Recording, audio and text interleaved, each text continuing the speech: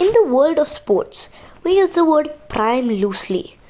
We use it for a striker who has 30 goals per season or a midfielder who dominates for 18 months. But when we talk about Lionel Messi's prime, specifically the window between 2009 and 2015, we aren't just talking about a good run. We are talking about a statistical and tactical anomaly that never may be repeated. By 2026, the debate of the greatest of all time has been over. It has largely been settled, but looking back at his peak years allows us to see why he won. He wasn't just the best player in the world. He was the best at three different positions simultaneously. He was the world's best finisher, the world's best playmaker, and the world's most dangerous dribbler. Today, we see the breakdown of a mechanics of a legend. Let's start with the year that broke football, 2012, to understand why Messi was actually good. You have to look at the sheer absurdity of 91 goals in a single calendar year. To put that in perspective, for 2026 standards, if a modern striker scores if a modern striker scores 40 goals in a year, they are considered world class. Messi more than doubled that. In 2012, Lionel Messi outscored the entire squads of Manchester United, PSG, and Chelsea. He averaged a goal every 66 minutes. But here is the kicker. He wasn't a tap-in merchant. Out of those 91 goals, many were solo runs from the halfway line or 25-yard free kicks. While scoring at a rate the world had never seen, he had also provided 24 assists. He was the engine, and he was always at the finish line. In 2011 to 2012 La Liga, he finished alone 50 goals.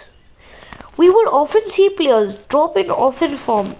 Messi's bad month in 2012 would be a best month for almost anyone else in history. Numbers are one thing, but his prime are defined by tactical masterstrokes. Pep Guardiola moved Messi on the right wing to the false nine. This changed football forever. Before, Messi, a centre forward, stayed high. Messi did the opposite.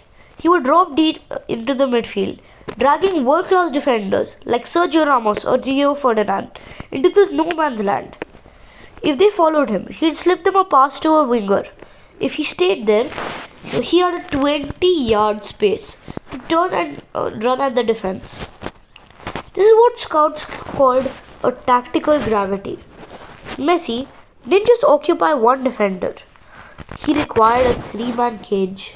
By simply standing on the pitch, he made his teammates Xavi, Iniesta, David Villa better by drawing them an entire opposing team like a magnet. Why couldn't they stop him? It comes down to physics. He was 1.70 meters.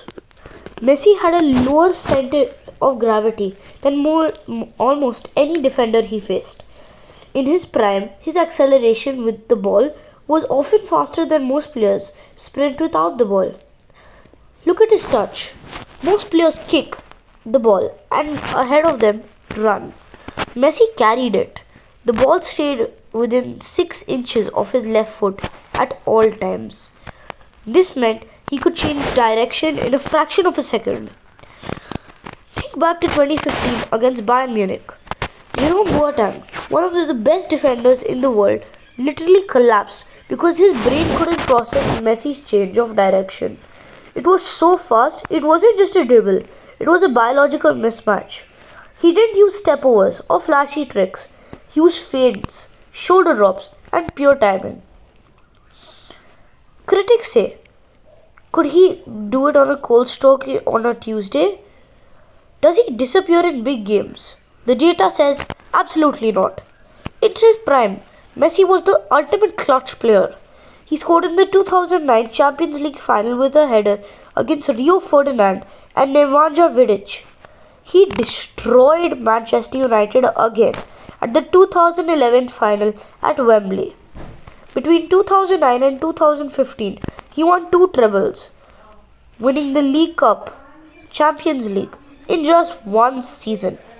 He wasn't just a flat track bully, scoring against bottom tier teams.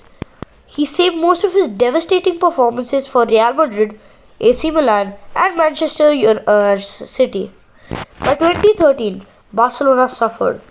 From the Messi dependencia, the team was so reliant on his genius that they lost without him. Yet, he almost delivered. Why was Messi actually good in his prime? Because he had combined an impossible theory.